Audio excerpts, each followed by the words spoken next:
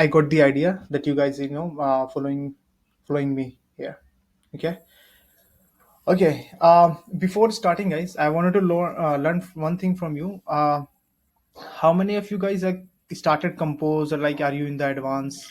Can you message on the chat that are you guys advanced, basic, or nothing? So okay. So I'm beginner level, super cool. Started. Awesome. I think yeah, this is for you guys then. Okay, one more question, guys. All of you are comfortable in Hindi as well?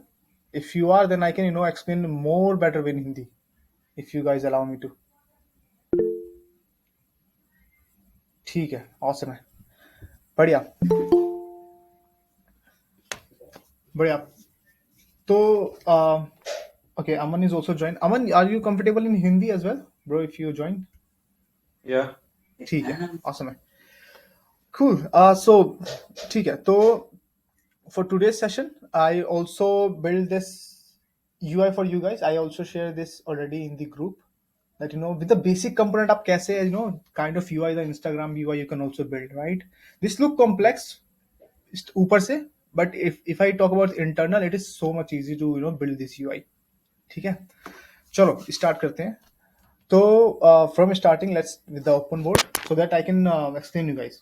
Okay, so basically compose here is a declarative UI. Okay, so what's the difference between imperative UI and declarative UI? मैं ज़्यादा deep में नहीं जाऊँगा. I'll go only the high level. Lower level you can also search on it, because there are a lot of talks about declarative versus imperative. So basically इसमें क्या है कि you tell what should be drawn on the screen, right? कि आपको क्या दिखाना है screen पे. So you will just write the text. I wanted to show the text, and then after text मैं चाहता हूँ कि मैं edit text show करूँ, right? And whatever data you provide, it will you writing and you are telling, आप बता रहे हो कि आपको क्या क्या दिखाना है. According to this the UI get built. Okay, so this is basically a declarative UI. You declare things, and based on the declaring thing it will show the UI. And now UI में भी हम जानते हैं काफी चीजें होती है. एक होता है कंपोनेंट, जो होते हैं UI जो शो होते हैं, right? For example button, for example your edit text where you add the edit your text, right? Text, and then you have edit text where you enter something, जहां आप कुछ लिखते हो. फॉर एग्जांपल मैसेज का box हो गया, right? If you write something here, so this is edit text. So these are components, UI components, right? So we normally हम जब UI डिजाइन करते हैं तो हम इन components का यूज करते हैं UI को शो करने के लिए, right? And for alignment कि ये UI दिखेंगे कैसे, that is called the layout, right?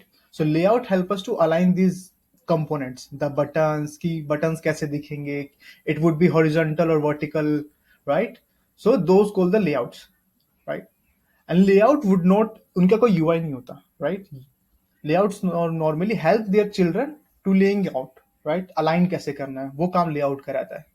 Okay, layout के अंदर भी फंक्शंस होते हैं अपने चिल्ड्रंस को मेजर करने के लिए. What is the size of that child, and then based on the size of child it will measure itself कि उनका साइज क्या होगा, and then how it will be arrange.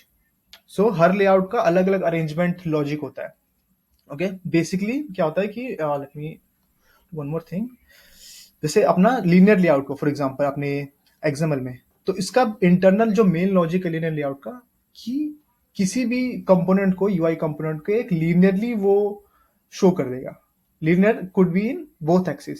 एक तो होता है अपना हॉरिजॉन्टल, एक वर्टिकल, राइट? सो हर एक लेआउट का एक पर्सपेक्टिव होता है कि वो कैसे अपने चाइल्ड को लेइंग आउट करेगा, राइट? सो सिमिलरली हमारे पास कंपोज में भी सिमिलरली वैसा ही है. हम लोग के पास में लेआउट्स होते हैं, row column, so all those things is there. Recyclable के लिए भी अपने पास लेजी कॉलम्स है. चल गेट बैक, उसके पास में आऊंगा, बट उससे पहले हाँ, ये लेआउट्स होते हैं. ओके, एंड लेआउट्स ड्रॉ नहीं होते, वो बस अपने चिल्ड्रंस को असाइन करते हैं और लेइंग आउट करते हैं कि कैसे ड्रॉ होना है स्क्रीन पे. ओके, सो हम लोग का बेसिक डिफरेंस पता चल गया कि पहला अपने पास कंपोनेंट्स जिसका हम लोग यूज करते हैं, this is actual UI showing element. Okay, and next होते हैं अपने पास लेआउट्स. सो लेआउट्स क्या होते हैं? Normally help children to show on the screen, right? Children to show. Okay, and now अब हम दोनों के बारे में जान गए. Okay, now this is think one people also join. या ओके, सो हम लोग को अभी तक दो चीजें पता चल गई कि कंपोनेंट्स वो चीज होते हैं जो यूआई शो करते हैं, और लेआउट क्या होती है जो हेल्प करते हैं कंपोनेंट को शो होने के लिए, राइट. Linear layout. अब जो लेआउट का कॉन्सेप्ट है ना कंपोज में, उसके नाम चेंज हो गए हैं. ठीक है, लेआउट्स लेकिन वैसे ही है अभी भी, लेकिन उसके नाम चेंज हो गए हैं. तो आपको उस नाम के अकॉर्डिंग ही करना है, राइट. वो क्लासेस चेंज हो गई हैं. Okay, one of the biggest reason कि बंदे कंपोज के ऊपर क्यों आ रहे हैं इज, एक चीज और बताऊंगा बस, is because of platform independent. Okay, platform independent मतलब क्या होता है? देखो, अभी जब अपने पास जो लीनियर लेआउट का जो अपना लेआउट्स है, ये ओएस लेवल कोड है. ओके, सो कल को अगर गूगल चाहता है कि मैं लीनियर लेआउट में एक फीचर ऐड करूं, तो वो ऐसे नहीं कर सकता है, क्योंकि ये ओएस टू ओएस है. ओके, लेट्स से कि अभी लीनियर लेआउट का एक नया फीचर आया, वो आपका ओएस 12 पे आएगा, but what about the OS 11 10, right. तो उससे प्लेटफॉर्म इंडिपेंडेंसी उतनी नहीं रहती है. तो कंपोज एक लाइब्रेरी है, राइट. सो लाइब्रेरी होने का फायदा ये है कि आप लाइब्रेरी को अपडेट कर सकते हो, राइट. जैसे डैगर का नया वर्जन आया, आपको न्यू एनोटेशन यूज करना है, तो आप सीधा सिंपली लाइब्रेरी अपडेट कर लो, वो सब पे कंपेटेबल रहेगा, राइट. वो तो कोड ही इंटरनली कोड जनरेट कर रहा है ना. तो इसीलिए कंपोज इतना फेमस हो रहा है कि it's a platform independent. It doesn't have to release a new OS to add a new feature. ठीक है, so that's why people are more inclined. And also definitely there are advantages of recomposition. जैसे अपने XML में क्या होता है कि आप अगर आपको एक नोड को अपडेट करना है जहां आपका चाइल्ड है, ओके, तो ये हर एक नोड के थ्रू जाता है और अपडेट करते हुए जाता है सबको. तो इसमें चांसेस ये होते हैं कि बाकी चाइल्ड क्लास में भी स्टेट चेंज होते हैं. बट कंपोज में क्या होता है कि आपको जिस चिल्ड्रन पे अपडेट हुआ है ना, सिर्फ उसी चिल्ड्रन को वो अपडेट करेगा, बाकी किसी को नहीं छुएगा. That means updation of other childs would not be there, and it is so much fast कि सिर्फ आपको एक ही चिल्ड्रन अपडेट हो रहा है, and so much very much performance efficient. Okay, in terms of performance, if you talk about, compose is better performance. So that's why people are more inclined to learn this compose part. Okay, so far anyone have any questions like about, so this is only introduction and then we'll jump to the other part. अगर कोई है question, कुछ पूछना है तो पूछ सकते हो. अगर नहीं है तो then we can go with the further. Can you explain more about platform independency, like how? Like, Sure. yeah. Okay, so you know that Android is basically full AOSP, right? Open source project.